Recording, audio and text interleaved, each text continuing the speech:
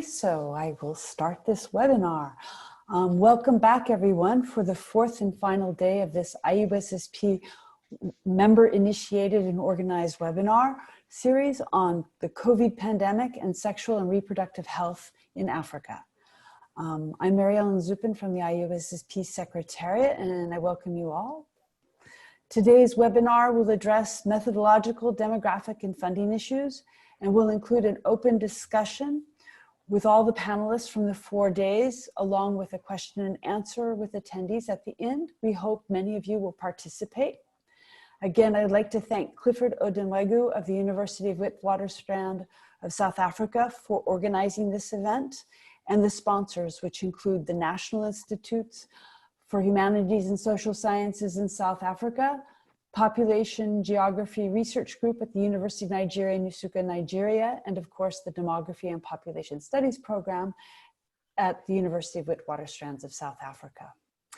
This is the first time that the IUSSP has hosted a member-initiated webinar, that is one proposed and organized by a member, rather than the ISP Council or an IUSSP scientific panel. We'd like to encourage more members to organize these webinars, as it's an excellent opportunity to reach out to colleagues around the globe working on a topic that you may be working on, and given that few are able to travel at this time. While we very much regret that we've had to put our in-person seminars on pause, we're really thrilled to see that these virtual events reach such a large audience from around the globe. More people have attended these that can usually attend one of our scientific seminars or even an in-person session at a conference. For instance, this webinar in its first 3 days has had 268 individual attendees from 45 countries. So it's a great, it's a great thing to try if you'd like to reach out and communicate with your colleagues elsewhere. For those of you who are not familiar with the IUSSP, we invite you to visit our website to learn more about upcoming webinars and events. There are also, for those who'd like to join, there are reduced rates for those based in low and middle income countries, and student associate memberships are free. We hope those of you who are not yet members will consider joining, and those who were members but need to renew will come back and renew. For those of you who are joining for the first time, I'd like to give you a brief explanation of the question and answer that will take place at the end, and we hope many of you will participate today. First off, please don't use the chat. That's not the place to ask a question. We ask you instead to open up the Q&A, which is on the lower right-hand part of your screen, and you could post your questions there. You're invited to post a question at any time during the webinar and as people are speaking. Some of the panelists may answer your questions while others are speaking. We also ask that you give a thumbs up to questions that you like. You can also add a comment. If your question is for a specific speaker, please type their name in when you ask your question. And finally, if there's time at the end, the moderator may allow for some oral questions or comments from the audience. If you're interested in speaking, we ask that you use the raise your hand feature, which is it's on your screen somewhere. I can't tell you where at this point. And wait till the Q&A to do this, so we know that that's when you'd like to talk. If you are called on to speak, please keep your comments to less than 1 minute. Okay. After the webinar ends, next slide, please also fill in the survey to provide feedback on this webinar. We do read your comments, and we will use those comments to improve future virtual events. Okay, also, I'd like to just add, every webinar we seem to get the same questions, and this will save you some time and allow you to know what's going on. Many of you would like a certificate of attendance. We do not provide certificates of attendance for webinars, but we will send you a thank you email afterwards for participating that might serve that purpose for you. Finally, after the webinar, there'll be a video recording and PowerPoint presentations, and the transcript of the Q&A will be made available on the IUSSP website. So look there if you'd like that information and more from this webinar. And now I'd like to turn this over to today's moderator, Dr. Koli Oyediran. Off to you, Koli. Bye. Thank you, Mary, and welcome to the fourth day of the webinar. Today we'll be having 3 presentations, and we'll have a discussant, and after that we'll have an open discussion with all the panelists, as Mary mentioned. So we'll be having 3 eminent presenters by Professor Eric Ujo, Dr. Sunday Adedini, and Mitchell, Professor Mitchell Renner, and then Edoche will be the discussant. So not to waste much time, I will hand over to Professor Eric Ujo just to start the presentation.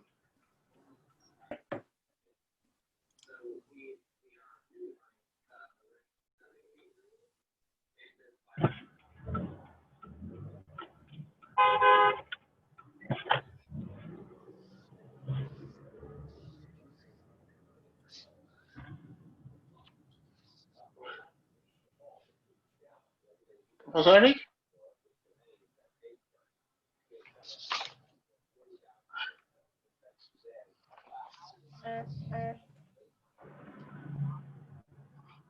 Professor Eric? You're there? Okay. He's coming.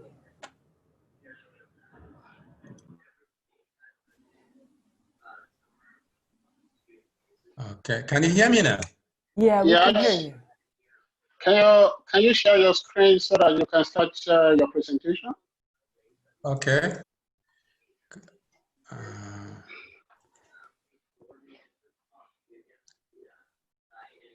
Okay. Can you hear me now? Can you see my slide? Yes, your slide is okay. We can hear you clearly. Okay. The topic of my presentation is modeling the coronavirus infections progression in South Africa. This is a summary of a study that I carried out between March and June this year. And basically, the WHO declared the COVID-19 pandemic on the 11th of March 2020. And of the 215 countries that have been affected by COVID-19, 48 of those countries are in Africa. And of the total number of confirmed global deaths, or the total number of confirmed cases, 4.3% of those cases are in Africa. And also of the total number of confirmed deaths globally, 2.5% of those deaths are in Africa. Just to give a background, coverage and efficiency in screening and testing of COVID, as well as the determination of cause of death, varies from country to country. Therefore, the global figures of confirmed cases, as well as the number of fatalities from COVID are likely to be understated. And although many people infected with COVID have recovered, it remains a deadly virus because there's currently no cure. And there's some kind of skepticism about the vaccine that has been developed in Russia. It is not known when COVID-19 is going to run its course, or when an effective vaccine is going to be widely available for all countries in the world. Regarding South Africa, the first case was on the 1st of March 2020, and it is not practically possible that all the possible contacts from the first positive case could have been identified. It will therefore appear to me that the current total national numbers of infections that are officially reported probably do not reflect the actual number of infections in the country. In order to mitigate the effect of the virus, the government of South Africa announced a full national lockdown on the 23rd of March 2020. The probable effect of the lockdown on the progression of the virus in South Africa is unknown. So what I try to do in this study is to model the progression of COVID-19 in South Africa, specifically looking at the possibility of the official numbers of COVID infections in South Africa, and also to assess the effect of the full national lockdown on the progression of the virus. And thirdly, to compute and project case fatality rate from COVID-19 in South Africa. The data that used for the study were based on the official number of COVID deaths and the total number of persons tested as announced by the Ministry of Health in South Africa. These numbers were captured in a Excel spreadsheet and then were transformed in a manner that could be analyzed given the objectives of this study. I need to point out the limitation of the data, which includes coverage. At the time of the study, coverage of testing was only about 1% of the total population of South Africa. And even as of 20th August 2020, coverage was about 6%. So it could be argued that the persons who have been tested or who are tested are not necessarily representative of the general population of South Africa. So now going to the methodology itself, I'm just going to highlight the key elements of the model. I started off with fitting an exponential curve to the number of cumulative confirmed cases. But this is not really quite appropriate when you are looking at an epidemic or a pandemic. So what I did was to provide a revised model in order to estimate the number of COVID infections. Then on the basis of certain assumptions, estimated the total number of COVID cases in the general population. Also computed the prevalence among those tested, and also the incident rates. Then the cumulative crude fatality rate was computed, and then the number of COVID deaths were then estimated or projected in the general population. So that basically was the underlying methodology. And let's looking at the results.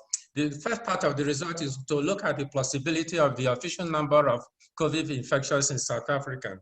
And as you can see from the graph, the blue dots represent the official numbers. And then the dotted line is the exponential curve that I fitted to the data. I deliberately truncated the data at the 25. That means the 25 from the start of the epidemic. And you will see that there is a drop. There appeared to be an apparent drop in the cumulative number of cases in South Africa. I regarded this as rather odd because this was only about 2 days after the national lockdown was announced in South Africa. And if you take into consideration that there's a 14 days incubation period, one cannot expect that the lockdown will have an effect 2 days after it was announced. There are, I won't go into the details of possible explanation for possible theoretical explanation, but I regarded that as rather odd. Now, one other way of looking at the possibility of the official numbers is to compare. If you look at my figure 2, I compared the cumulative numbers of the COVID cases in South Africa, represented the blue line. And then this was, then you have the model. You can see the disjunction between the model and the official numbers. It appeared to me from the model that the number of the cumulative numbers that were being reported appear to be understated by the official numbers. Now, looking at the effect of the lockdown on the progression of the virus, one way of looking at it is to go back to graph 1. If indeed the full national lockdown had an effect, if you look at the official number, then from about day 35, one will expect a declining curve. But what we see here is that the cumulative numbers continue to increase, just looking at the official number. This seems to suggest that the effect of the national lockdown did not have an effect on the progression of the virus. One other way of looking at the effect of the national lockdown on the COVID cases is to look at the daily growth rates, the daily growth rates of the daily growth rates of COVID cases. If you look at this graph, we see that there is a dramatic drop, but this is the reflection of that gap, that of that drop that I showed in the first graph. But what I did was not to amplify that the same graph, but concentrating on the 32 to the 71 onward. You can see that there are there is some erratic fluctuation, but when you fit a straight line to the graph, you see a kind of an upward trend represented by the dotted line. Again, this is an indication that the national lockdown did not have an effect on the daily growth rate of the virus. Another way of looking at the effect of the lockdown is to look at the trend in incidence rate. That is the rates of the rates in new cases. Again, you see an erratic fluctuation. But again, when you look at the trend during the national full lockdown period, and you fit a straight line, there is an indication of an upward trend. Again, suggesting that the national lockdown, the full national lockdown, did not have any effect on on the progression of the virus. The last thing I want to mention is the case fatality. What I did was to look at the period whereby the case fatality rate was stable, and this was about the 50 to the 71. When you fit when I fitted a straight line, you can see that there is some kind of stability in the case fatality rate during that period. On the basis of that, I projected the case fatality rate, and on the basis of the projection, I estimated that the number of the case fatality for COVID may, if the trends at that time continued, may reach about 33,000 by the end of 2020. Now, finally, I want to say a few things that the fitting a mathematical or demographic model to the number of COVID cases in South Africa. The results suggest that the official figures understate the number of infections in the population. Flattening the curve has become a buzzword in South Africa, but as we know, whether there is intervention or no, any epidemic will eventually run its course. But there is no evidence from this study that the national full lockdown flattened the curve of the progression in South Africa. In the course of this study, I asked myself two questions. The two questions kept cropping up in my mind. What is going to happen to the progression of COVID-19 in South Africa as the country moves from one lockdown level to the other? I'm doing a study now that is attempting to answer this question. In other words, looking at the progression of the virus given the different level, during the different levels of the lockdown. The other question that cropped up in my mind was, what, from a demographic perspective, what would be the long-term demographic effect of COVID-19 globally and in individual countries, especially regarding the population age structure, the growth rate and net reproduction rates, and as well as the impact of natural environment. These are questions that, some of the questions that one needs to address in future research. Finally, I would like to acknowledge a number of 3 people in particular who made critical comments on this study. These people include Dr. Sandile Similani of the UNFPA, Dr. Mikize, the chair of the Department of Economics, University of South Africa, as well as Professor Zurika Robinson, Department of Economics. Having said that, I want to say that the views expressed in this paper are those of the author, and they do not reflect the views of UNFPA or the views of University of South Africa. Thank you again for the opportunity. A full technical report of this study, you can download it free of charge, from my website. You should be able to get my website address. Let me just see if I can give it to you. Yeah, that is the website. You can download the full website, the full technical report. If you go into that website, it provides more detail, especially on the model, which because of limitation of this study, because of constraint of time, we cannot go into those details. Thank you so much.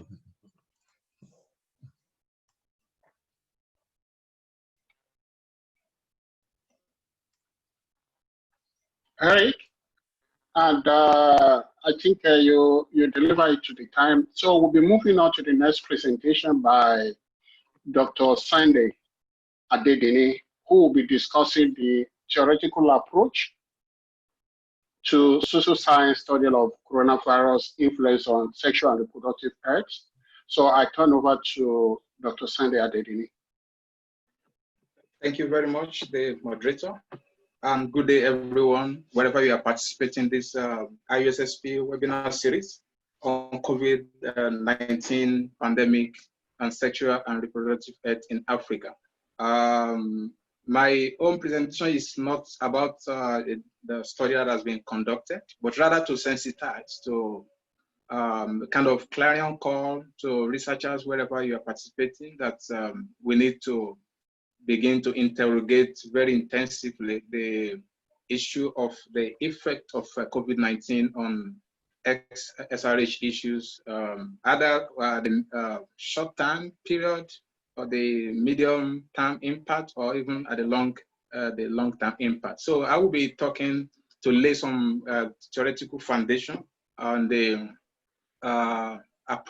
theoretical approaches to social science study of the influence of COVID-19 on sexual and reproductive health.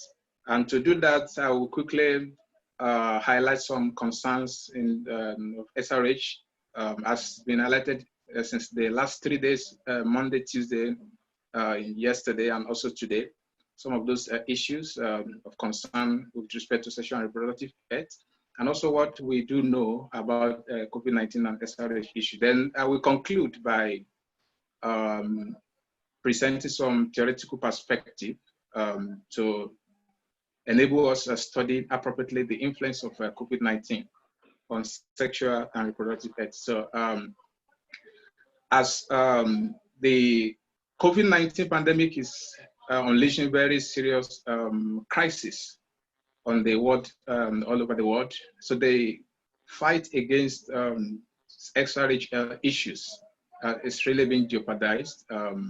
Many gains that have been recorded with respect to Millennium Development Goal may be eroded. And we had on Monday from Caroline in terms of the adolescent sexual and reproductive health and rights. We also had that as established in the study that child and forced marriage cases have been exacerbated. Many children are married off because of the impact of the socioeconomic impact on the household level of income. So issues such as female genital mutilation and the STIs, including HIV and AIDS, abortion and post-abortion care. So many of these, the fights that have been put up against many of these concerns are currently being jeopardized. Specifically maternal health with respect to the continuum of care, antenatal care, institutional delivery, postnatal care. Many of these services are being sidelined across different countries. And the reason is simply because, particularly in Africa, health institutions are very weak, as we heard from one of the presentations yesterday. So many of these health systems have been reprioritized and redirected to address the issue of COVID-19. Therefore, the continuum of care for mothers and their children have been sidelined. And it's also been reported because of this crisis being unleashed by the COVID-19, sexual and reproductive health services is currently facing very serious challenge. Gender-based violence is increasing. It's been reported that more than 40% cases have been reported across countries. So at a point in time when you have increase in the number of SRH issues, that is when the health systems are not well prepared to respond adequately. And so there's a lot of disruption, disrupting the health system, disrupting the family planning, commodity supply chains, and disruption generally. So the way we do our things, the way we approach things, and therefore leading to some form of the issues relating to increase in unintended pregnancy and unsafe abortion. Across many countries in Africa, abortion is illegal. And so you expect more unsafe abortion cases because of the COVID-19 as well as the control measures imposed. Then it's also been reported that unmet need for family planning is also being disrupted very severely because of difficult access to services. It has been projected that more than 26 million women and girls will lose access to family planning, particularly in countries where the global financing facility is providing support. So these SRH concerns have far-reaching implications for the health of children, for the health of their mothers, for malnutrition, increased cases of their disease, and even serious economic hardship, which will obviously push more people into deeper poverty, particularly the vulnerable population, whether in the urban setting or in the rural setting. And so the major aim of this study is to call and to sensitize, as you listening the previous presentation, doing some form of modeling to see the progression in terms of the infection and the fertility rate in South Africa. So as researchers, there's need to study more the influence of COVID-19 on the SRH concerns so that we can provide appropriate responses and support, which will be evidence-based. So to do that, I want to quickly highlight some theoretical perspectives. This presentation will not be exhaustive in terms of highlighting theoretical perspective. There's little you can do within 15 minutes of presentation. So I just highlight some relevant theories that could be employed in the explanation of the study of influences of COVID-19 on SRH concerns. One very relevant theory that could be very useful for researchers, wherever you are participating, wherever you are listening to these presentations, the social disorganization theory developed by Sean and McCain. Basically, it shifted criminological scholarship from focus on the pathology of people to the pathology of places where people live. So the theory posits that social problems such as the economic crisis, such as financial crisis, could threaten the well-being of individuals in the society. So in the same vein, I find this theory very relevant that not just employing it to study crises relating to finances and economic situations, but even health crisis of a very significant magnitude being unleashed on the world by the COVID-19. Currently, as of today, more than 26 million infections have been recorded and over 860 fatalities. So employing a theory like social disorganization theory could be very useful to study the health crisis that is posed by the COVID-19 pandemic. As shown in this chart, social disorganization theory, poverty could lead to social disorganization, cultural mix could lead to social disorganization, physical dilapidation as well, high mobility of residents as well. And then on the last box, the high rate of disease, as for example, being posed by COVID-19, could lead to social disorganization because of a lot of disruption to normal way of life. Everybody's talking about new the way of life, new experience and all that. So because of the disruption being caused by the COVID pandemic. So this is a very relevant theory that could lead to social disorganization. Of course, influence the sexual and reproductive health outcomes has been highlighted in my previous slides, as well as in the earlier presentations on Monday, Tuesday, and also till yesterday. And even the next presentation will be highlighting some of the critical questions that we could engage. So another relevant theory that I found very useful, very relevant, is the gender and power theory that could be employed to explain the increasing rate of gender-based violence. So this theory proposed by Robert Cornell is a socio-cultural structural theory on sexual inequality. So it posits that there's sexual inequality and there's gender power and gender imbalance between male and female. So because of this imbalance, it could lead to heightened rates of gender-based violence. So this could be employed to study the increasing rate of gender-based violence, particularly within the context of COVID-19, not just in Africa, but also globally.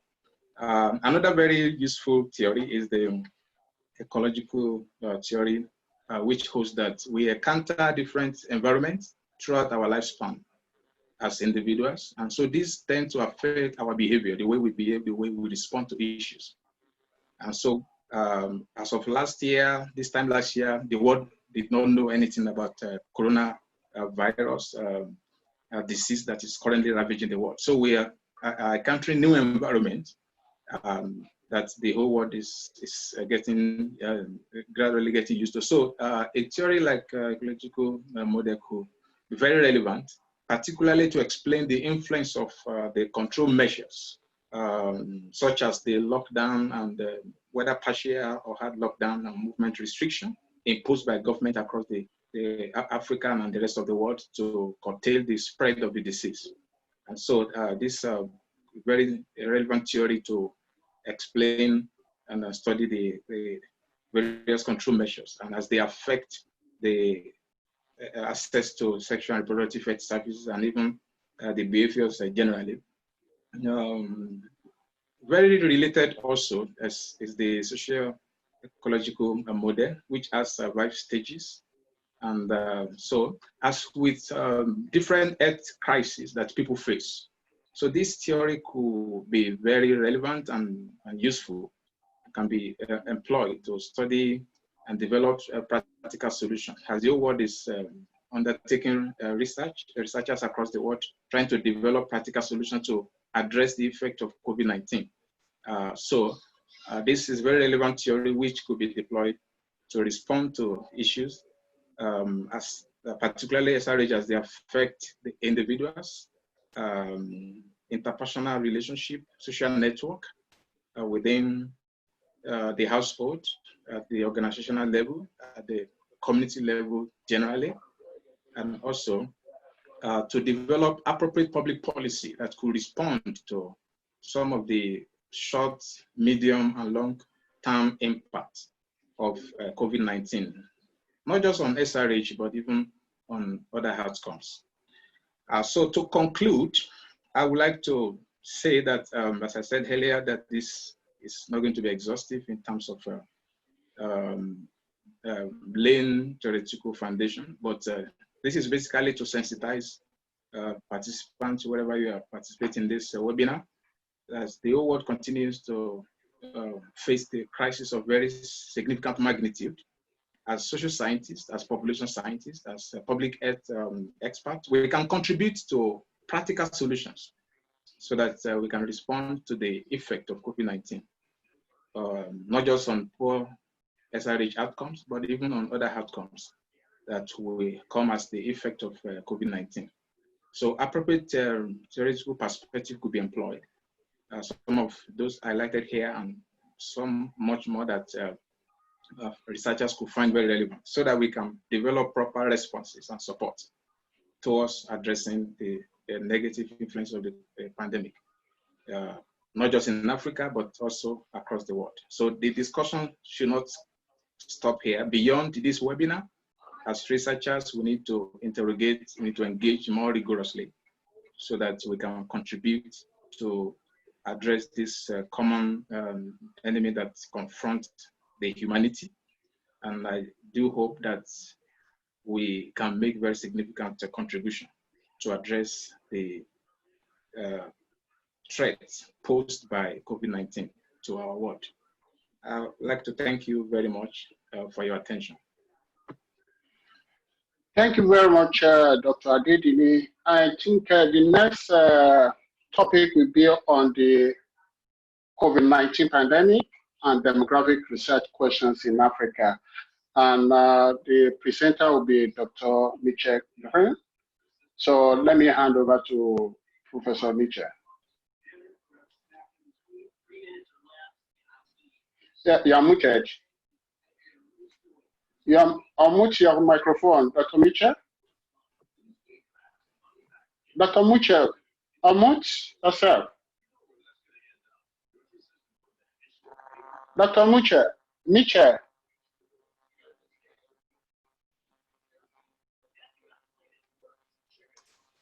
Can you hear me? Yeah. Yes. Does it work? Thank you very much. Okay. Go ahead.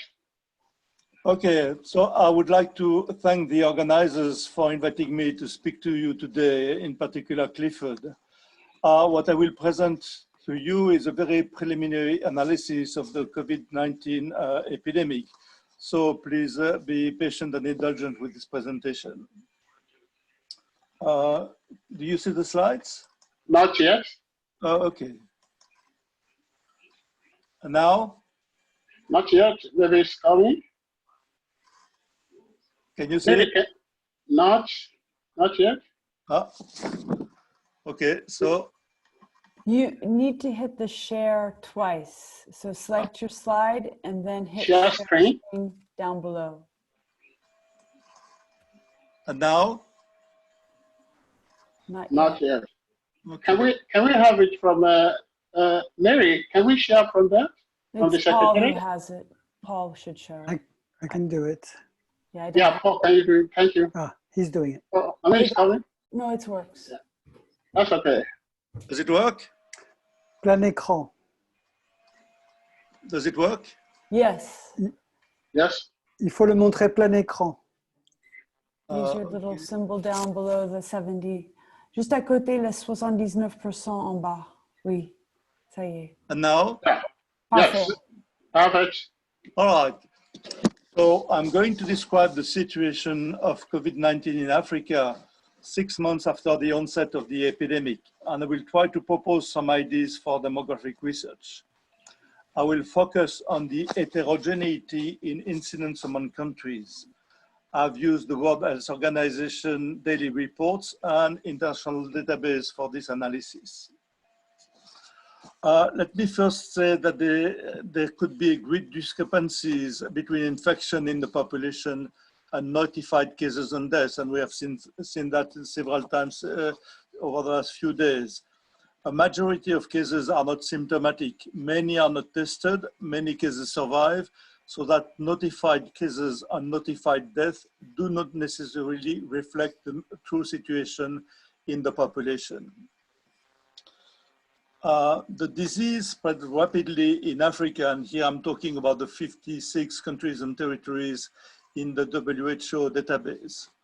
The first cases were notified in February in Egypt, in Algeria and Nigeria, and within 3 months, all 56 countries and territories were infected, with the sole exception of St. Helena Island in the middle of the Atlantic. A majority of countries were first infected in March, so it's very quick spread of a disease like COVID-19. The increase in notified cases was very rapid in April and May, and by August 15, there were 1.1 million cases in Africa, which is about 1 per 1,000 people. The spread of the disease, though, was slower in Africa than in Europe, as you can see on the slide, or even less than in Americas. It was faster than in China, and the closest is really the Indian subcontinent, and here I put together India, Bangladesh, and Pakistan. The net reproduction rate in Africa was high at the beginning, you can see on the slide, and very quickly stabilized, like almost everywhere in the world, around 1.35, which is quite high. But this changed after mid-July, and after mid-July, you see the net reproduction rate going down, and it passed the 1.0 threshold, which leads, which could signal the ending of the epidemic, and the trend would lead eventually to the ending of the first phase of the epidemic. Now I will show a number of slides demonstrating the huge heterogeneity of incidence between countries. Here are the large regions in Africa: Southern Africa, Northern Africa, the African islands, the Western Africa, Central Africa, and Eastern Africa. And you see there's a huge gap between Southern Africa, and that's primarily South Africa, and Eastern or Central Africa, huge differences. This is the same in Northern Africa. You have a range from 1 to 6 between Morocco and Tunisia, which are still quite close countries in terms of economic development or geographical position. Huge range also, 1 to 30 in Western Africa. You have two countries which are far more infected, Mauritania and Ghana, and Chad and Niger, which have a very low incidence of COVID-19. This is even more striking in Central Africa. You have a range of 100 to 106. In Gabon and Equatorial Guinea, you have huge incidents, while in Angola, Burundi, and Congo, you have very low incidence. And same also in Eastern Africa. Eastern Africa is the place where the incidence is the lowest. You have very low incidence in Uganda and Tanzania, and huge incident in Djibouti. And it's the same also in Southern Africa. You have a range from 1 to 110 between Mozambique and Zimbabwe, and South Africa, which is the highest in Southern Africa. The African islands also, they look the same, but they behave very differently. Mayotte has the highest on record, the highest incidence on record all over Africa. And Mauritius and Comoros, which are quite nearby, have much lower incidence. Now, Mayotte is also a place where the population density is the highest among the 56 countries and territories, more than 750 people per kilometer square. And I will come back of this issue of population density later on. Here's a map of incidence that's accumulated by August 15. You see the two major poles, Namibia, South Africa, and Eswatini, and Equatorial Guinea and Gabon here. And Northern Africa is the next highest. And places here in the Sahel or in Central Africa are very low incidence of COVID-19. Now, the question is whether these huge differences are real or due to differences in reporting. I will try to show that most of those differences are real, even though some could be also affected by differential reporting. I will now show correlates of incidence. Now, if the pattern is real, then there should be demographic, economic, or public health correlates. You expect that with population density urbanization that you get a higher incidence because you have a higher transmission. Now, the structure is a complex issue, and I'll come back to that later on. There should be also correlates with economics. With higher income, you have more move, more interaction, more plane going in and out, less isolation, so you expect higher incidence. And with health personnel, with the development, you expect more personnel, then you expect more testing and higher incidence as well. But also you expect a lower case fatality. So you expect a complex pattern and multivariate correlates. Now here is a slide showing the correlation between incidence and population density. You have a gradient from low to high values, and the exception in the gradient is really due to South Africa only. This is a gradient with urbanization. It's a huge gradient from 140 to 2,389 from places which have a low percent of urban areas to 65 and more urban population. Huge gradient. Same with GDP per capita, so income per capita, huge gradient from low to high, but also for the highest, the places or the countries with the highest GDPs, you see a decline. So it's a complex pattern. It's not a linear relationship. This is the correlation with air traffic. So the passengers per 1,000 population. You have big differences between countries and a huge gradient going from 179 to 3,900. And this is the correlation between incidence and the structure of the population for places or countries which have a very low mean age at population, so high proportion of children under 5 or under 20. You have a low incidence, and it increases a lot with the mean age of the population, and again goes down among the countries which have the highest mean age of population, so the highest proportion of older people. And again, I will show that it's a complex, but a very strong pattern here. I want to show the huge gradient that you get. Now, what I did is to run a multivariate analysis of the major correlates of COVID-19 incidence. You see here population density, percent urban, log GDP, the log income per capita, and mean age. They all have significant effect. The first three have a positive effect, but what was very interesting in this analysis is that the mean age now had a negative effect. So the older the population, the lower is the incidence, or if you want to see it the other way, the higher the proportion of young people, the higher the incidence. So you have a reversal here of the relationship between aging population, basically the demographic transition, and incidence of the COVID-19. Now, I've also included in the same regression other correlates, but they were not statistically significant.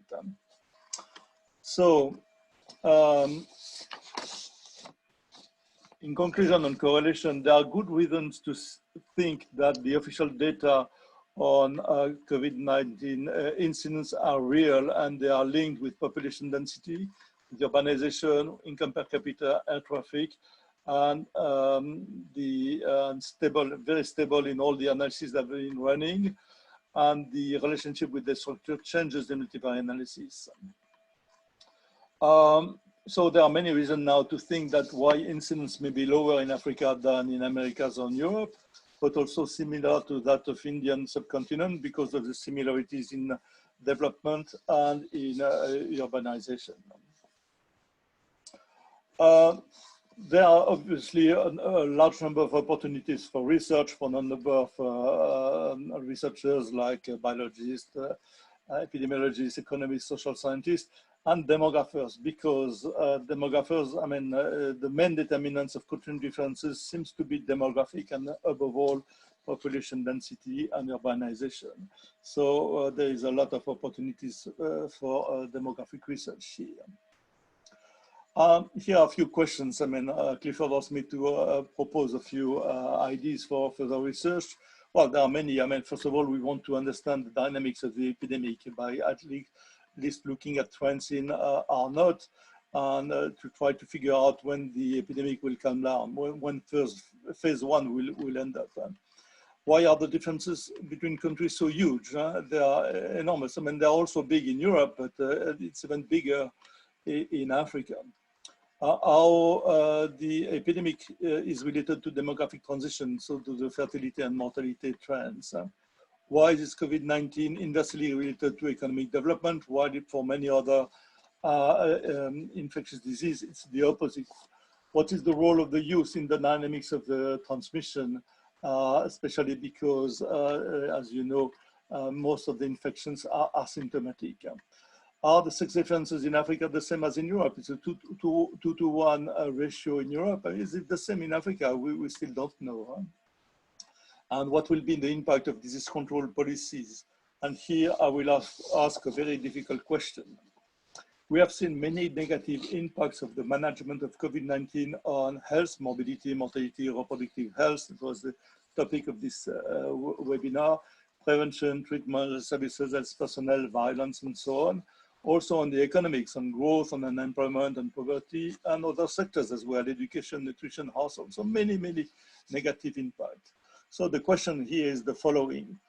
Will policies to control COVID-19, in particular lockdown and travel restrictions, have more deleterious effects than the disease itself? I mean, if the disease affects only 1 per 10,000 people, as in some countries, I mean, the marginal impact will be low in terms of the demographics, but the marginal effect of the lockdown and travel restriction might be bigger than the natural epidemic.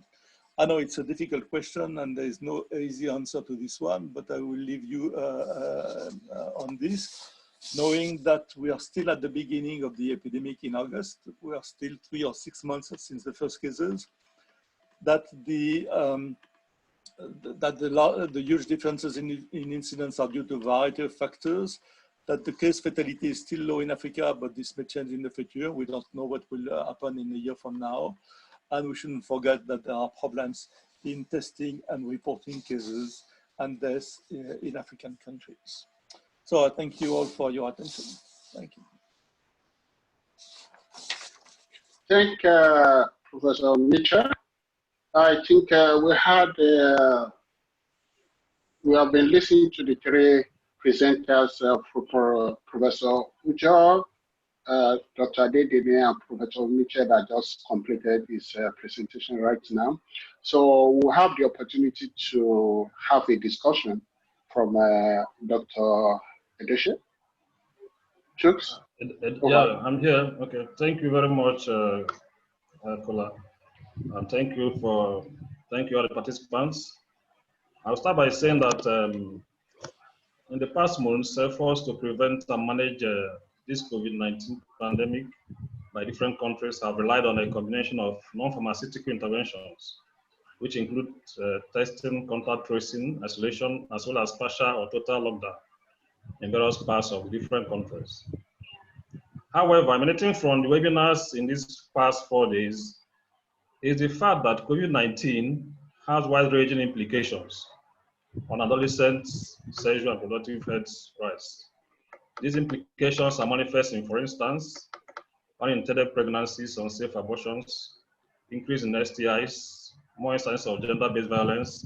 For instance, 40%, there was a reported 40% increase in cases of gender-based violence across countries in Africa. Disabilities, unmet need for contraceptives and family planning, poverty, increased poverty, as Dr. Sunday have mentioned, malnutrition, truncation of educational pursuits, missed economic opportunities, and other negative healthcare seeking behaviors, etc. With about 23% of the region's population aged 10 to 19, according to UNICEF, it means that the future of the continent is threatened if the sexual and reproductive health rights and the well-being of the adolescents, who are the potential labor group and population group of the continent, is not secure and protected from the abuse, especially from abuse of their sexual and reproductive health rights, especially during the pandemic such as COVID-19. In this context, there is need for reliable data on the issue of sexual and reproductive health rights and implications, not only on the adolescents, but also on the households, the wider society, and Africa at large. Subsequently, areas highlighted by the presenter becomes very relevant going forward in the quest to ensure adolescents' sexual and reproductive health. The presentation by Professor Ujo modeling coronavirus infection in South Africa using data from 3rd March to 14th May, which covers 71 days, can serve as a reference template for further studies in other parts of Africa, since there is no cure for the virus yet. Presently, various protocols such as hand washing and social distancing are used to prevent disease. Since these protocols are used to manage it and prevent the spread of disease, modeling is dynamics. In this case, I mean infections, recoveries, fatalities, etc. In the context of the various COVID protocols, will help us to identify the trends and hotspots that will require more attention, especially as it concerns the issue of adolescent sexual and reproductive health rights. However, the unavailability of reliable statistics in different African countries makes it imperative for studies to use the scanty statistics to estimate dynamics of the pandemic. These estimates that could be derived from modeling can also be used to compare official reported figures and make objective and evidence-based policies on the dynamics of the pandemics with regard to its influence on adolescent sexual and reproductive health rights. Following his presentation is that of Dr. Adedini, which highlighted the importance or the need to use different social science theoretical perspective. In this case, he mentioned social disorganization theory, the gender and power theory, ecological theory, and socio-ecological model in future researches to understand the influence of COVID-19 on sexual and reproductive health rights of adolescents. As noted earlier, the provision of sexual and reproductive health services is facing serious challenges due to COVID-19, but the dynamics and factors of these challenges are yet to be fully understood. Thus, the application of the various theories which have been used in previous health researches could be a veritable means of understanding the dynamics and the effects of the pandemic on adolescent sexual and reproductive health, if these rights are to be secured and protected. To achieve this, it will be great to carry out contextual and comparative studies using different countries, maybe classifying them on the basis of their GDP, the low-income countries, middle-income countries, high-income countries, to actually test the efficacy of these theories in unraveling the dynamics and influences of the pandemic on adolescent sexual and reproductive health. In other words, the studies to test the different theories under different contexts may help in a better understanding of the linkages between the pandemic and adolescent sexual and reproductive health. Finally, Professor Mitchell identified select research questions that could guide future studies in unraveling the linkages or interrelationship between the pandemic and the demography of Africa. He highlighted the need to interrogate the uncertainty between reinfections and reported statistics if the adolescent sexual and reproductive health rights are to be effectively managed and protected in the face of this pandemic or even in the face of future pandemics. In addition to the uncertainties observed, the issue of heterogeneity in incidence of infections, recoveries, and fatalities between different regions of Africa arises. This heterogeneity is further observed between countries in each of the regions of Africa. Consequently, research is needed to confirm if the reported discrepancies between and within the regions are representative of the actual situations on ground. In conclusion, research is needed to find out what could be the reasons for these discrepancies. How do environmental situations, such as climate change or the soil, or climate change, socioeconomic characteristics of the population, health infrastructure, testing capacity, culture, etc., affect these discrepancies in different parts of Africa or between different regions of Africa? In addition, there is need to find out the reason for the reductions in infections experienced from July 12 in South Africa, as the official figures suggest that the national lockdown did not have an effect on the daily growth of the pandemic. Probably, going forward, research can also look at what of other countries, what has been the effect of the lockdown, what has been the effect of the lockdown on the annual on the infection rates, or the recovery rates, or even fatalities, or even the adolescent sexual and reproductive health rights. Doing this can also serve as a means of tackling the pandemic and other pandemics.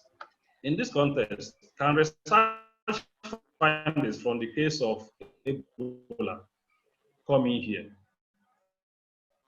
What has been, what the research indicated, try to use it as a model to look at what is happening during this COVID pandemic.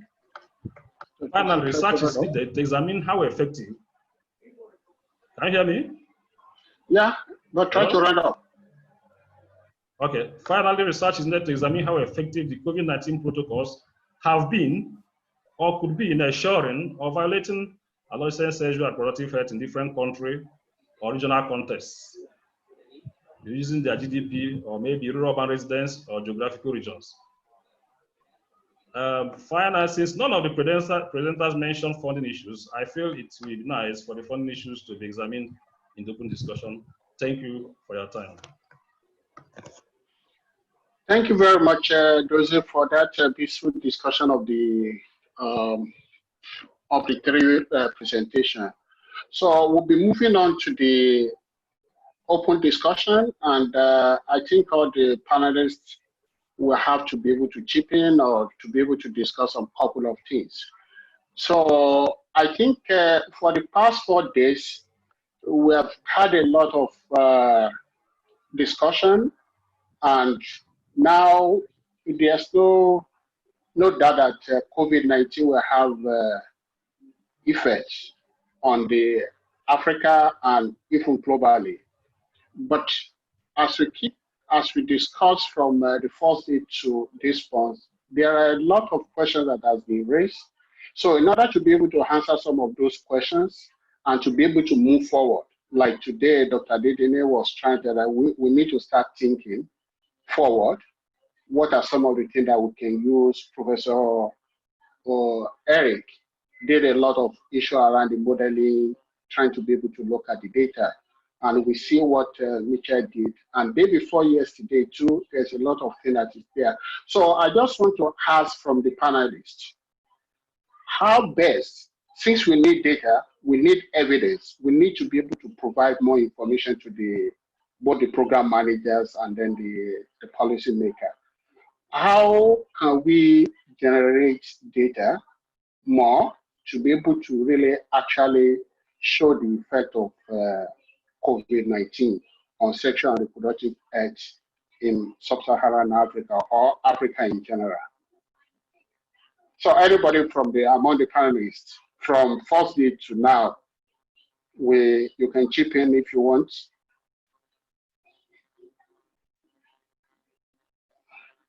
Or can if nobody, Caroline, can you chip in?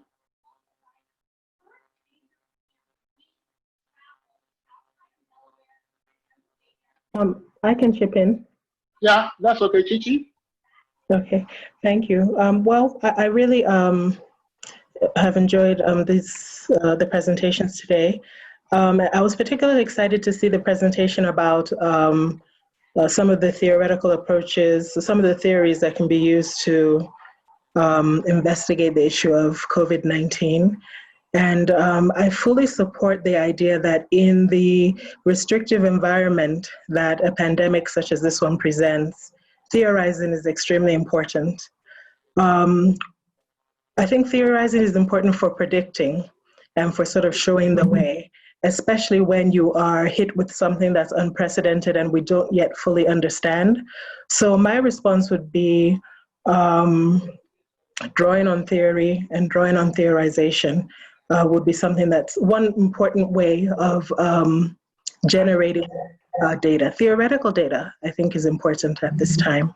Thank you. Yeah, that's okay. Yeah, Caroline, go ahead.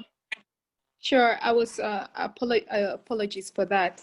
I was just thinking that in my presentation on Monday, I highlighted the importance of longitudinal platforms, and there are quite a number that may perhaps be existing, and finding ways to sort of draw upon that longitudinal data to answer some of the questions would be useful.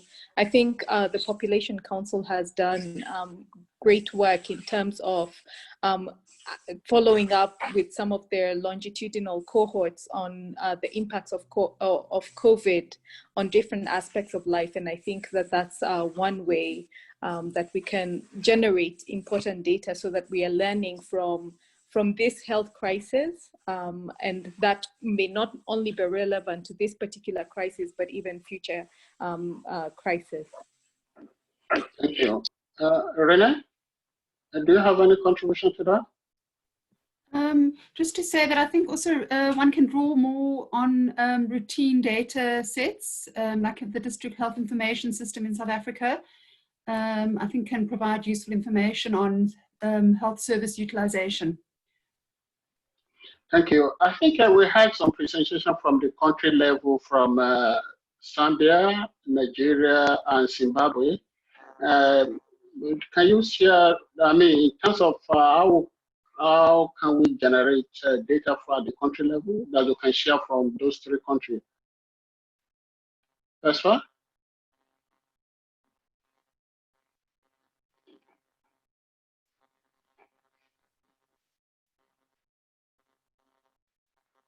I think it, for the case of Zambia, in terms of looking at the impact of COVID on SRH, for example, now there are a number of adverts in the media. A number of organizations are actually calling up researchers, and they are going to be funding some specialized surveys to collect information on how COVID has impacted a number of services, as well as the Ministry of Health is also looking at undertaking some surveys that will look at the impact of COVID on the services. Yeah, thank you very much. Well, I know that when Professor Mitchell was present, and then I think Professor Eric too, they raised some key questions that maybe we need to start thinking about, that we need to be able to explore further. But I just want to have that, yes, we need this data, but what are the other kinds of questions that we need to be able to ask in order to be able to have more information and to be able to answer, so as to be able to see the effect of COVID, not only on sexual and reproductive health, but we can look at it in the context of health and then the population issue in general. Professor Mitchell, can you, because you posed some questions during that time, how best do you think we can have data around it, and then so maybe you have some other additional questions that you think we need to be able to pose? Can you hear me? Yeah. Well, I think first of all, the matter is very complex, and we shouldn't underestimate the complexity of the case. We will see positive and negative effects. We will see effects that are hard to measure, effects that are easy to measure. We will see unexpected effects. So we should be ready to do a lot of research on this issue of the impact of COVID-19. Two, I think the most critical issue is really what is the impact of the policies aiming at reducing the spread of the disease. Because in some cases, my impression is that they are going to have more negative impact than the disease itself in the places where the incidence is low. In places where the incidence is high, it's another issue.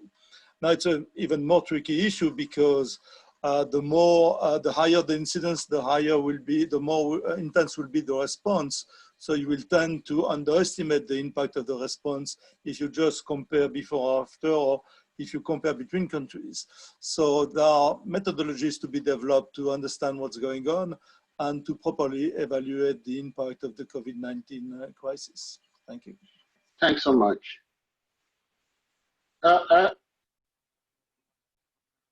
Professor Njuna, I know that there is a lot of issue around the issue of gender, and then the spike in the cases of gender-based violence. And we need a lot of data. And I know that there are questions around the issue of gender being focused only on women, one way or the other. So when we look at it, what are some of the questions that you think we need to ask to be able to, that we need to be able to answer as a researcher? And then maybe some other sources of data that you think of, apart from all those reporting cases. As you know, there is a lot of underreporting of gender-based violence. Yes, you're putting me on the spot. I put you on the spot. No, don't worry. Yes, but you're right. There is a lot that we do not know. And the reason is because the pandemic caught us off guard. We did not have tools to collect data as different countries during the pandemic. And we ended up relying on news reporting. And some people have access to request data from the state. For example, in South Africa, we've been trying as different researchers to request routinely collected data from the GBV Center, but we rely on when they do a media briefing.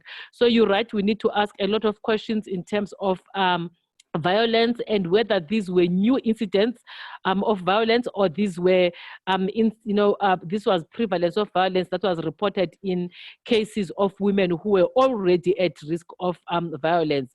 There's a lot that we need to understand, because if we assume that these are new incidents, then we're blaming them on the circumstances of the pandemic. However, if they are not new incidents, then we understand that then it is just the reporting that has shifted, but actually the prevalence has not increased, but that people reported more. People could have reported more for different reasons. I think we need to do both qualitative and quantitative studies to understand what is it that motivated people this time to seem to have reported more. I mean, in South Africa, in Zimbabwe, in Zambia, in Nigeria, we had the same thing, that the calls to GBV service centers increased. But where were these, I'm going to call them victims before? Were they seeking help from local NGOs? And so because the local NGOs closed, they now moved to the national command centers. We need to answer those questions, and we can do that if we do both qualitative and quantitative studies. So what I've suggested on the side after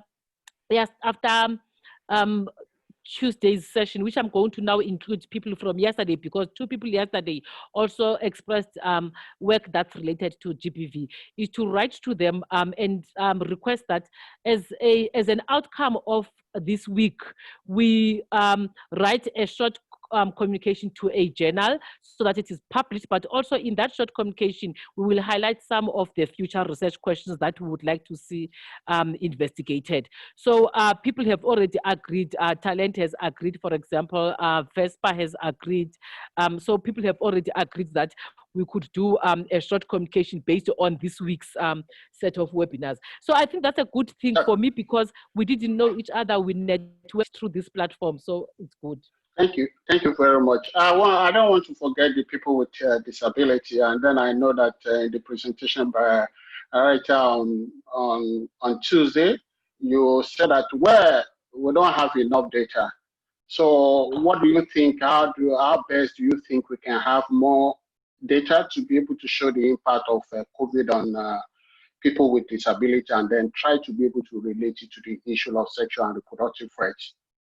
I think there are 2 ways, but we will explore that as a team that will be writing the paper. But I think one of the things we could do is to work in a network of organizations that already work with the community of people with disabilities. So I think that's very important, because they have access and they know how we can access the community of people with disabilities.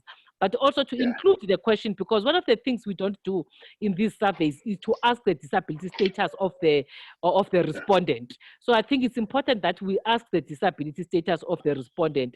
I think we also don't ask the sexual orientation and the gender identity status of the respondent. We also don't ask about their nationality, because in South Africa, part of the problem could be the problem of women who are foreign nationals, because they may experience particular, they may be at a heightened risk of violence, and we may not be reaching out to women or victims of violence who are foreign nationals. And I think that is something that we need to ask in surveys moving forward. Yeah, thanks so much. Yes, thank you very much, Kola. So I think Z has already started to give some way to go. Everyone is saying we are lacking data in all the domain, but so for disability, I think we need more survey, but the most important thing is to integrate disability in all the surveys going on. The Washington Group on Disability has developed a short set of questions that everyone can include in their own survey to collect data. And this will allow to analyze the effect of the pandemic, and also going beyond the pandemic on disabled people, because if we have this information, we can always disaggregate it and see what is the specific challenges that people with disability are facing. So I think that's the way to go. Have disability questions integrated in all the surveys. Thank you. Well, thank you very much. I know that. Can I quickly make some remarks in terms of data availability? I mean, they have listened the kind of conversation that people have been having in terms of lack of data. May I also say that we actually have a lot of data in different research institutions that the people are sitting on the data and are not publishing the data. For example, in the last 3 years that I've led the implementation of demographic and health and demographic surveillance system, what people mostly do in those different research institutions basically to collect the data. They collect the data, but the data set are not published. In South Africa, we have a lot of established health and demographic surveillance system.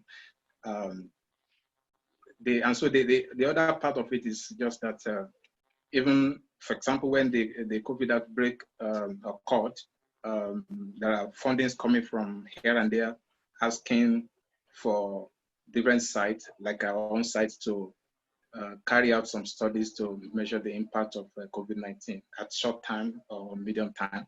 So the major problem, for example, my personal experience is that you continue to collect this data, undertake the operations, but you really do not have the time to interrogate the data, to publish the data. So I think we should also begin to look at the established research institutions to begin to talk about data sharing, so that some of these issues that we are raising, that we're talking about, can be responded to, can be addressed in terms of, because it's not enough to collect the data, it's also very equally important to publish the data so that readers can know what is happening in terms of those. So that's what I wanted to talk about in terms of data sharing.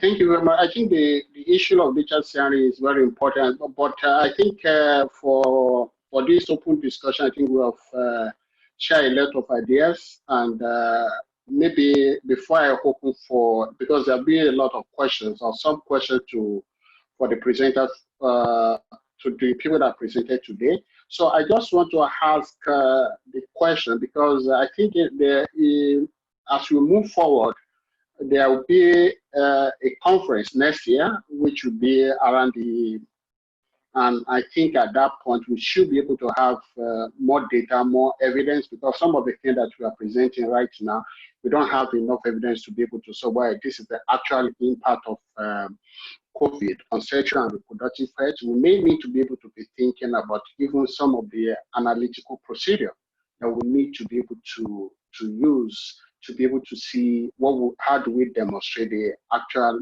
impact, even if I thought we have data. And that goes to the question that I just want to ask Professor Ujo to be able to ask. I know that you are using the official data from the thing to be able to do the modeling. What, in terms of the quality of that, what do you think we need to be able to do as you be taking the secondary? Some of this is likely to be a secondary data analysis, but we need to be sure of the quality of the data that we'll be using. What's your view about that?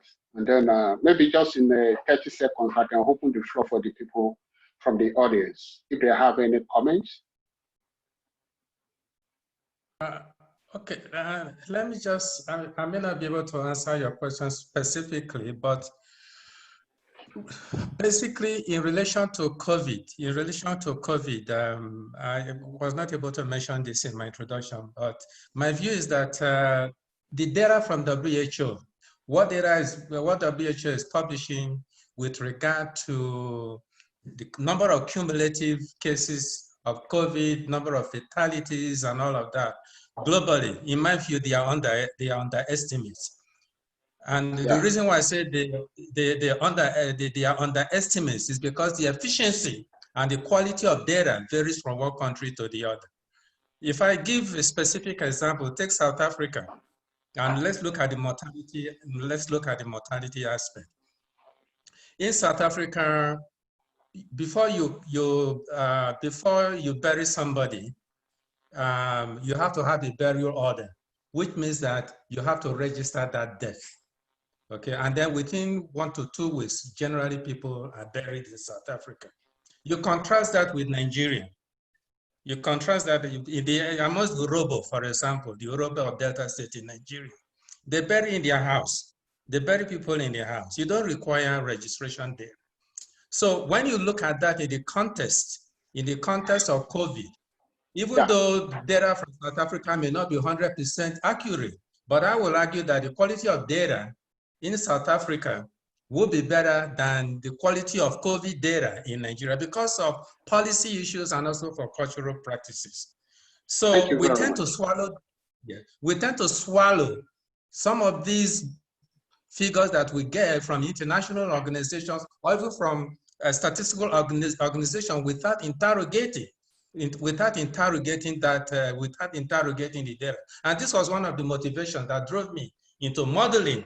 Even though we have the data from every day they release the data nationally in South Africa, COVID cases and all of that. But because of this, this position of prejudice that I have, that all data are suspect until proven otherwise. And that's one of the reasons why I did a modeling. So it's not an answer to a specific question, but all I'm trying to say is that we need to be very suspect of what we are given and be critical of what we are getting, because it is what we publish that drives policy.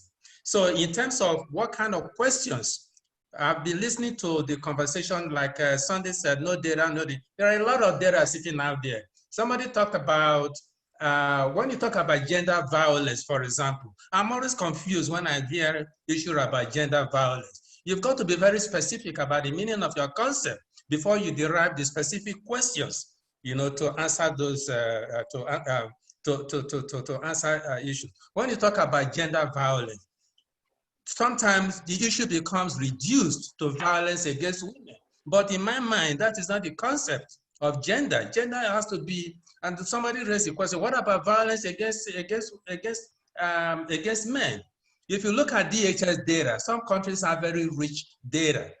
There is a model on violence, and if you look at that, you will be able to look at violence against men as well as violence against so when we talk about some of these concepts, we need to be very clear. We need to be very clear about our concepts. It's only when we are clear about our concept, then we can move a stage to gather the data that are relevant, to those. But sometimes the way we use this concept are very confusing. Thank you. Thanks so much. I think we have a lot to discuss, and then I think some of all these discussion we are having, I think this seminar has provided a platform for us to keep on discussing this. But let me open the discussion for the member of the attendees, if they have any comment or they have any contribution they want to they'll have to this discussion right now. I think the panelists, we can continue with our network in one way or the other, but let me open the discussion for the participants. So if you want, among the participants, if you have anything to say, please raise your hand and then you'll be recognized. So maybe in the meantime, if we don't have anything from the participants yet, we can keep on discussing. I think some of the question that came from Chichi is around the issue of the collection, the data collection itself. If we want to collect another primary set of data, what are some of the ethics around it? Yes, the ethical issues are very different right now in the time of COVID-19, especially when, the data sets that are being generated right now are often being collected remotely. And we're used to our face-to-face surveys and so on and so forth. And so what does it mean to think about data collection in this time of lockdown, especially when it comes to sensitive issues, not just sexual and gender-based violence, but all kinds of issues where privacy has to be assured with any research study. So I think even though data generation, is important, we also need to sometimes give it a backseat, let it take a backseat to ethics. So I think I have somebody that wants to contribute, Abdulmumin Musa. do you have questions or comments?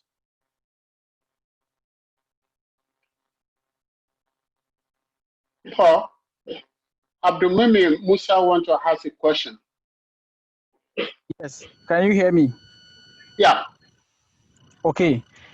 During the first day, I wanted to make some comments, but I think because of time, I was not given opportunity to do that.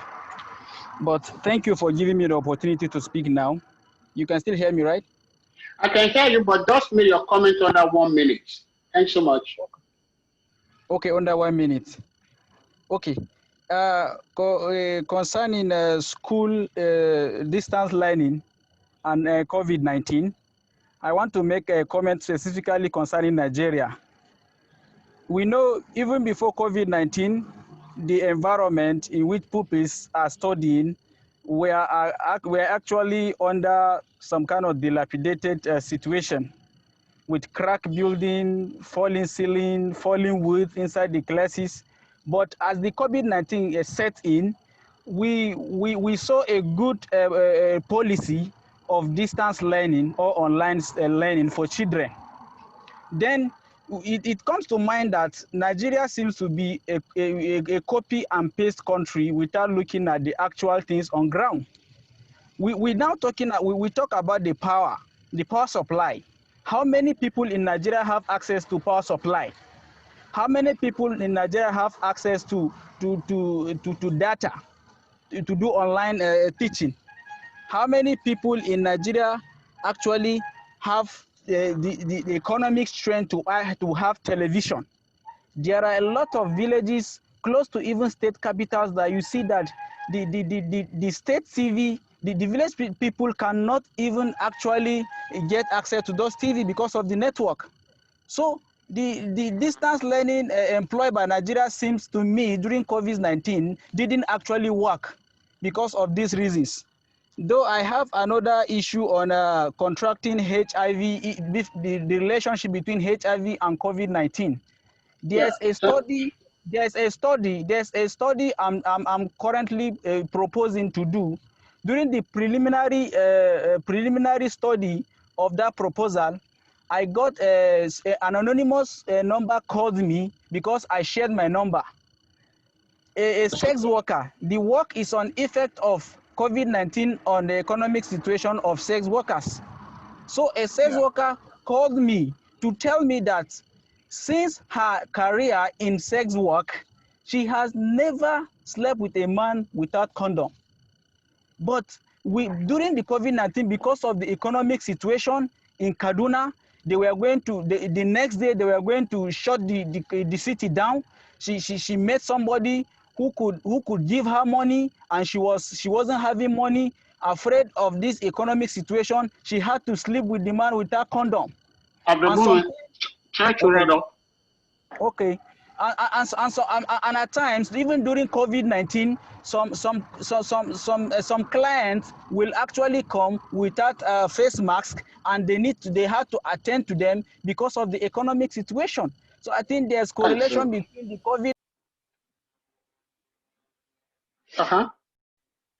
So, thank you, Abdulmumin. I think that's relating to some of the issues around the policy and even some of the implementation of that policy. So let me ask Melissa.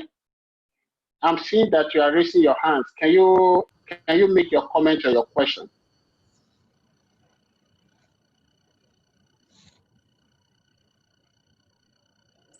Can you hear me?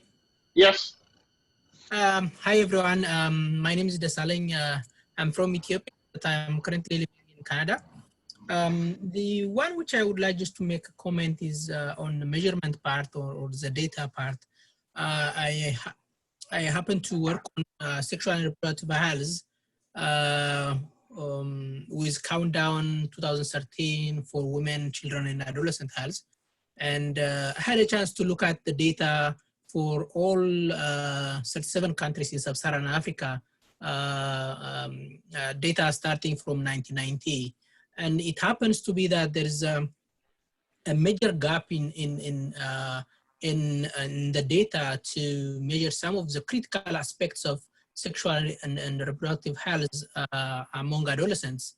You can name it, like from education to reproductive health, and it's just like we're just putting a series together, and we kind of dropped very good ideas because there was no data there. So if there are opportunities or people on the panel have the chance to get a closer look into where is missing, particularly in DHS mix and stuff, it would be great. I could be happy to share where the gaps are and probably to improve some of the measurement issues. Thank you. Over. Thank you very much. I think I have two more people that want to make comment from the attendee. Let me just recognize Okafor.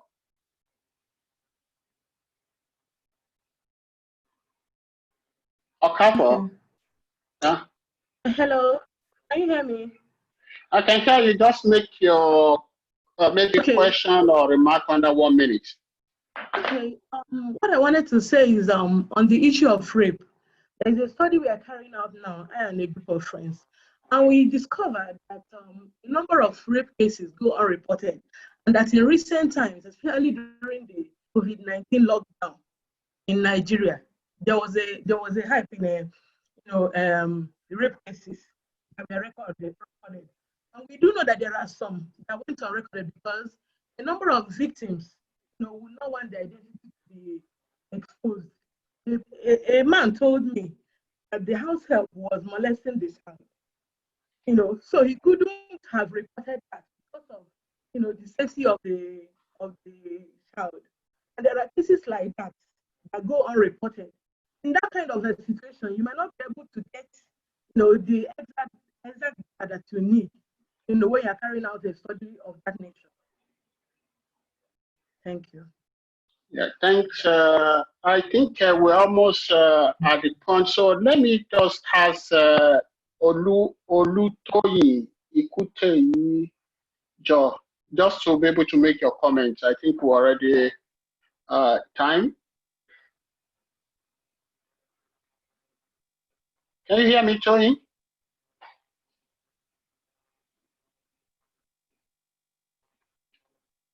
Can you hear me, Toyin? Well, I think I'm not hearing from her, and I think to the member of the panelists, I think we can say that a big thanks to all of you for making this session a successful one. I don't know, but in the context which we were able to discuss, and then there is a lot of questions that has been raised that we need to be able to address. If right now there is a lot of data that is out there, so how do we ensure that the data can become more public, that we can have the idea of sharing the data? And I think there is a lot of questions that as we move forward, we need to start planning on how to be able to answer those questions. So I want to turn over to Mary and Professor Odomego. Thank you very much. Thank you, everybody. I just want to thank Clifford and all of you for participating in this 4-day webinar. And for all of those of you who are panelists, we want you to turn on your camera because we're going to take a group photo to end this so that we can put it online. And in a few moments, we'll be saying also goodbye to all the attendees. And I'll turn it over to Clifford, who might want to say a few last words. But thanks, everybody, for a really interesting webinar.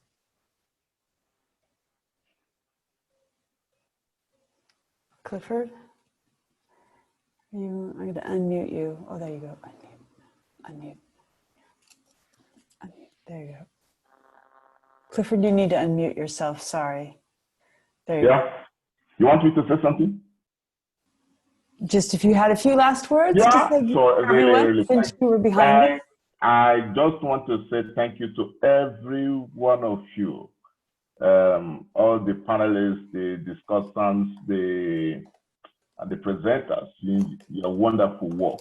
You have really raised the bar, and a number of questions are coming up in my head.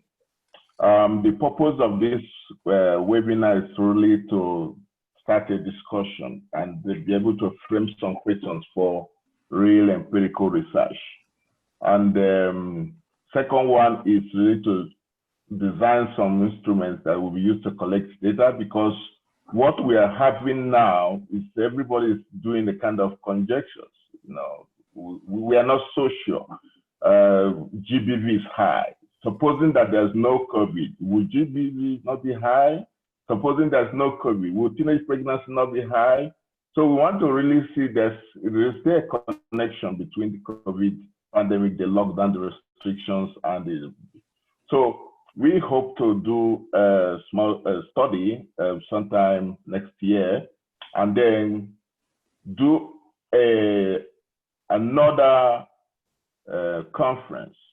Hope we are going to advertise that, where we are going to receive empirical data, empirical survey, that people will come and say, look, this data shows this. We have evidence that this pandemic has been very disastrous in terms of sexual and reproductive health indicators in Africa or in any country where we come from. The other issue is that the research questions, very wonderful research questions have been raised here. And some of us have PhD students that we may now mentor to really take up these questions, you know, for further deeper investigation. Thank you all. Thank you, Mary and Paul, for being efficient technical people in terms of setting up this webinar. And thank you, my friends from US, from Paris. I hope that my Nairobi friends too, and Vespa, and Rene, I've not seen Rene for the past 14 years. You just seeing her now, it's very wonderful. Thank you all, and I hope we'll be able to have the conference sometime next year. And I thank National Institute for the Humanities and Social Sciences of South Africa for providing the resources to organize this. Thank you.